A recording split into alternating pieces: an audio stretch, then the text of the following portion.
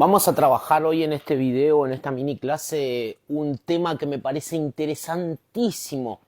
No solamente para el ser humano en sí, sino para el hijo de religión. Algo que no se aborda porque obviamente no se tienen recursos en cuanto al conocimiento y también el que lo tiene cae en el facilismo este del trabajito, la bandejita y esta metodología que casi está enmarcada en un tecnicismo, ¿no? Y perdemos la naturalidad de nuestras conductas y de nuestras acciones y de nuestras decisiones y de nuestras prácticas, ¿no? En cuanto a la espiritualidad.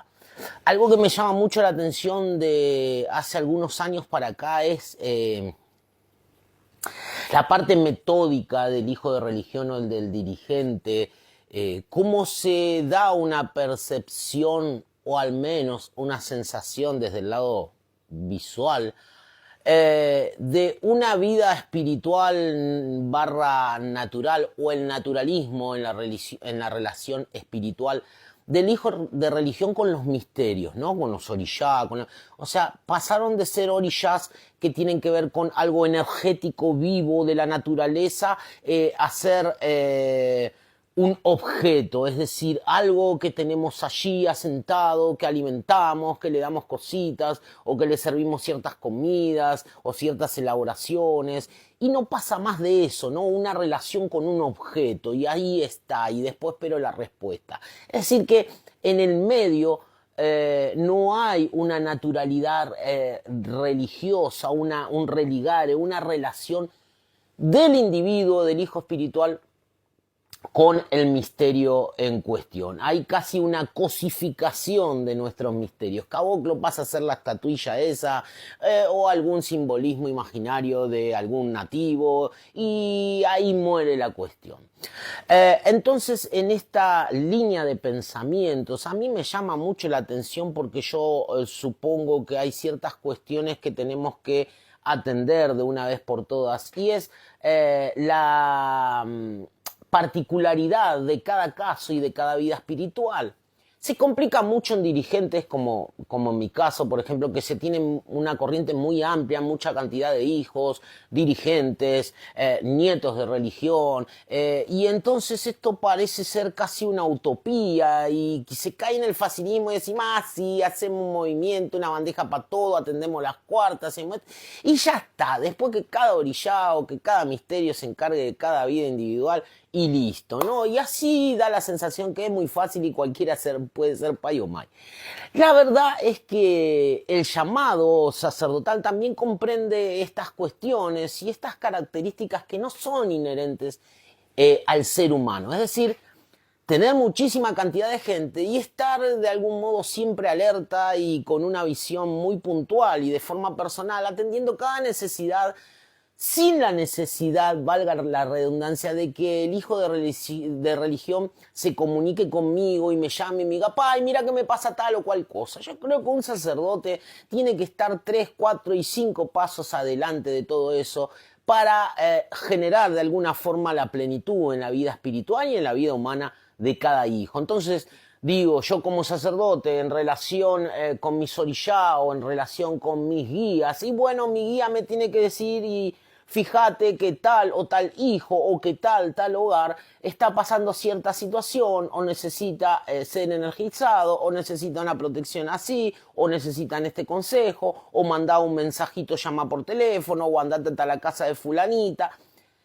Digo, tiene que haber una antena de wifi, un sexto sentido en el dirigente de religión. Vuelvo a repetir que no es inherente al ser humano, ¿no? Y estas cuestiones las tenemos que ver claramente, ¿sí?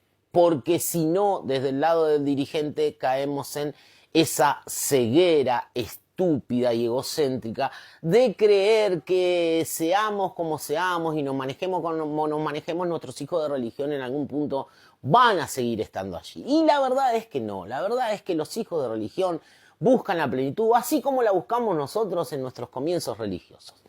Hago un paréntesis acá. Lo que quiero hablar y lo que quiero exponer en el tapete es más que nada una pregunta metodológica o una pregunta que nos lleve a nosotros a una investigación seria sobre estos temas y tienen que ver con esta idea de herencia, herencia de tradición o herencia genética o herencias de conducta o herencias espirituales.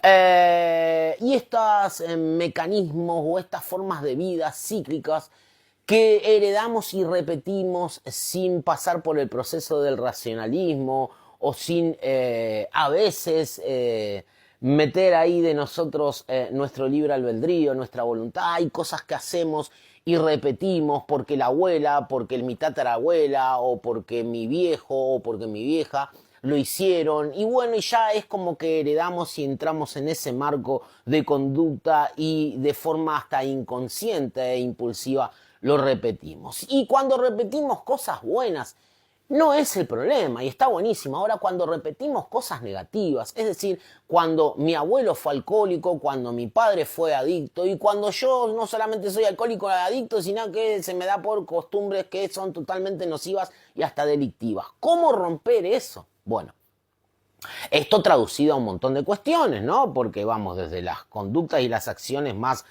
visibles o los hechos más fácticos hasta las costumbres emocionales, depresiones recurrentes que nadie sabe por dónde ni por qué salen o por qué está esa estructura de pensamiento ante tal conflicto. Digo, bueno, la explicación sin duda es que tiene que ver con la parte hereditaria y con una cuestión de repetición de costumbres. Ahora, ¿cómo podemos romper o cómo podemos quebrar y modificar esta forma de vida? Bueno, desde la psicología, Annie Green, tenemos a Peruchón, a Tomás...